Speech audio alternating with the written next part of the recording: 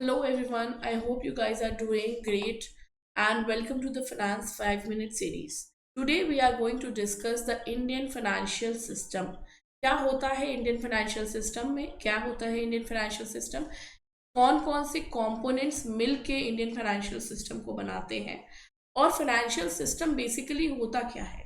We are going to discuss that it today in 5 minutes. Okay भाई, दो तरह के इंडिविजुअल हैं, इंडिविजुअल एक्स और इंडिविजुअल वाई. इंडिविजुअल एक्स एक सैलरीड पर्सन है जो कि हर महीने अपनी सैलरी का 5,000 रुपीज सेव करता है, right. And at the end of the year he is saving around 60,000 rupees and he is the person who is considered as the surplus of money, and he is seeing that how he is going to invest this money in anything, right. He is ready to invest, but he has not yet decided where he is going to invest this money. एक individual Y है, ये एक businessman है.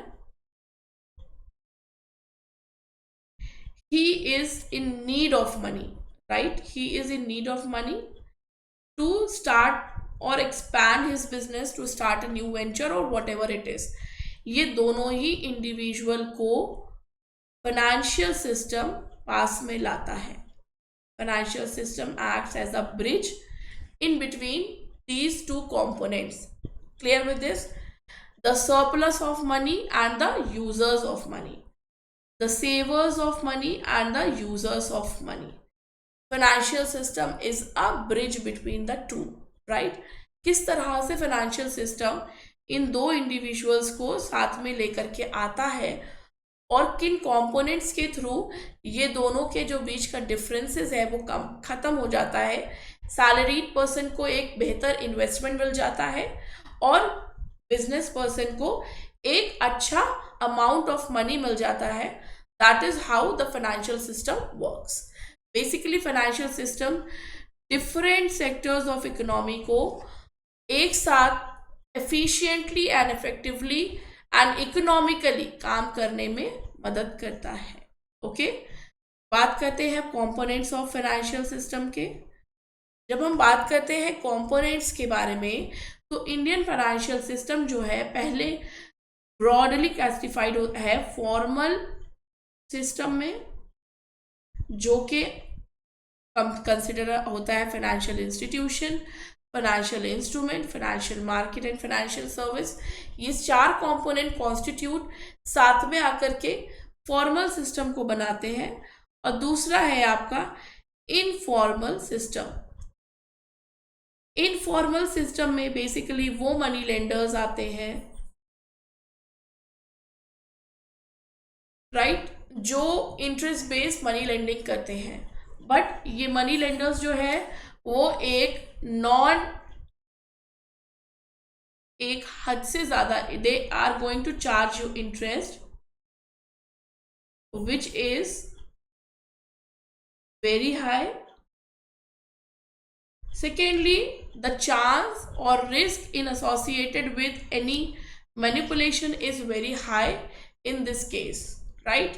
Because of the absence of any formal force which is backing up that financial system. इस financial system को कोई भी third force, financial force backup नहीं करती है, इसलिए ये बहुत ही रिस्की सिस्टम होता है, right. In India right now हमें एक फॉर्मल सिस्टम मिल चुका है.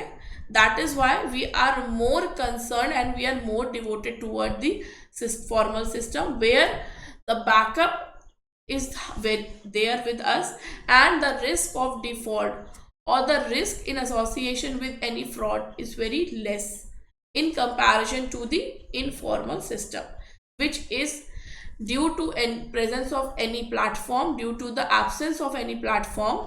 These type of informal sectors are running on high risks. Fine, चलिए देखते हैं. इंडियन फॉर्मल सिस्टम को हम ब्रॉडली क्लासिफाइड करते हैं चार कंपोनेंट्स में. ये चार कंपोनेंट्स मिलके हमें इंडियन फाइनेंशियल सिस्टम को बनाते हैं. पहली चीज है institutions, second is instruments, third is market, and fourth is services. How, let's see that how these works together, right तो जब हम बात करते हैं फाइनेंशियल इंस्टीट्यूशंस की, सबसे पहले हमारे रेगुलेटरी बॉडीज आ जाते हैं. रेगुलेटरी बॉडीज में RBI and SEBI. Let's take an example of RBI and SEBI. They are the regulators. SEBI is the regulator of money market, right? And RBI is the regulator, sorry, SEBI is the regulator of capital market and RBI is the regulator of money market. Fine. And quasi regulatory institutions में आ जाते हैं हमारे NABARD and Exim Bank. Let's take an example of Import and Export Bank. Intermediaries में जो ये तो regulatory bodies हो गए, who regulates the platform. Fine. Who regulates the market. Different type of markets are regulated by different regulatory bodies. अब हम बात करते हैं intermediaries के बारे में. Intermediaries के बारे में. Intermediaries is the institutions which acts between the savers and the users of money, and they are banking institutions. Okay. Who gives you the service in association with the depository services, right? Non-banking institutions like financial institutions, which are associated with the investment and contractual services, right? And as well as loan services as well. Fine. There are mutual funds who are associated with the investment and contractual services. There are insurance companies which are associated with the contractual services, right? So in this manner, these are the institutes which are playing a very important role in the financial system. Now there are two type of instruments as well.